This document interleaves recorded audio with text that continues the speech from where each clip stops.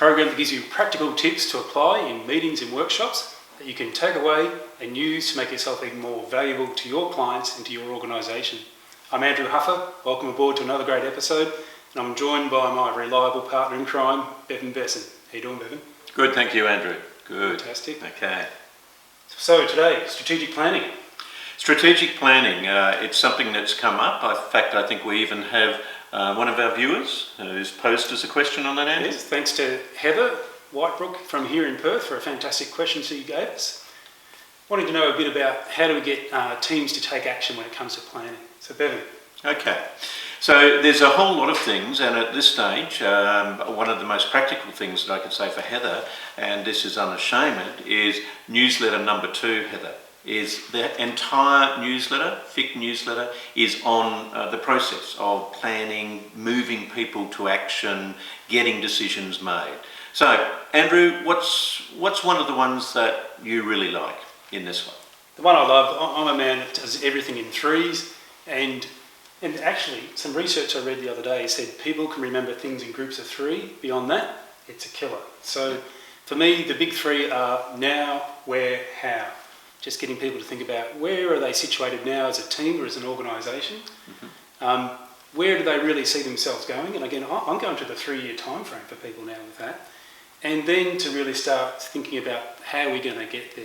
Because for a lot of mobs, I think they jump straight down to that, the how steps, without really considering what sort of capacity do they have, what's going to be a reality for them, who's going to be around them in the future. So to me, it really helps just to take the deep breath and think about, okay, where are we today?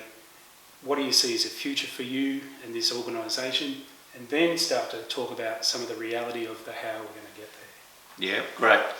So tried and true, as you said, the where, the now, and the how in that one. One of the ones, sometimes you have to wrestle the beast a little bit. And what I mean by that is that they are quite insistent that they really want to deal with what's happening now. And if you mention the vision word, it's almost like, oh. So one of the ones sometimes you can use, particularly in team meetings, is the simple one that is what, so what, and now what. It allows you to focus more in the present, and sometimes you just need that option in your toolkit. So that's one I like as well. Beautiful. You've got something that goes a bit deeper, I've heard, hierarchical type thing.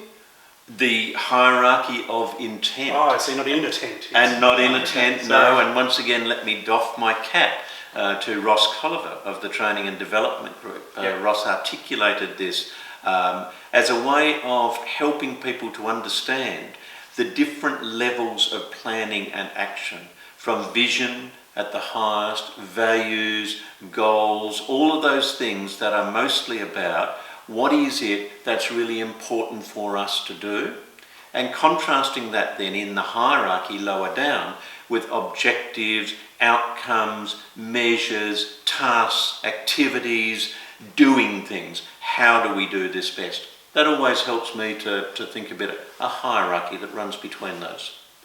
The thing, when you mentioned the V word, vision, the thing that I've seen you do really well working with pastoralists and farmers is to get them to put themselves 5 years ahead or 3 years ahead when they're sitting at the front gate of the farm and asking who's there, what sort of things are they doing, and what do they see around them. And that starts to help make things real for people. And I think if you can do that in an organisational context, that helps as well for people to really get that picture of, well, what is it going to be looking like in 5 years' time if we're sitting around here? Who's going to be here?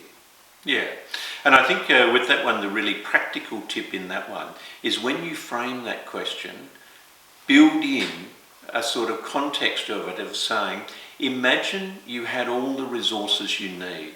Imagine that everything was available to you and that in fact you were with fair winds. In other words, imagine that the situation is reasonably positive. Yep. Then what would it look like? Because what we don't want, of course, is for people to balk at the gate and go, well, that'll never happen. That wouldn't work out. Yep. And that's what we've got to work with.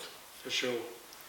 Okay, any others? Any last minute that make your top 4? The last minute one is one comes from Lynn Kazali, who's a graphic facilitator based in Melbourne, Hers is called backcasting, which you might have heard from before. So it's a bit of an antithesis of now where she gets people to think about the final step in the process of the goal they've achieved, and then get them to work back step by step from that final step to, well, what would have happened just before that to get to that point? Yeah. What would have happened before that? So that they can see it's not out of their reach, it's just thinking sequentially, how do we get there? But without having started way back when to today to actually think about, well, if we're there, what's just going to get us over the line? Yeah. So a wealth of processes, a wealth of tools, and once again, Heather would recommend to you newsletter number 2 here, issue number 2, because it really does go through lots of different methods, possibilities. So happy reading. Good to see you again, Andrew, and we'll catch you next time. Thanks, Bevan. Okay. Thanks, everyone.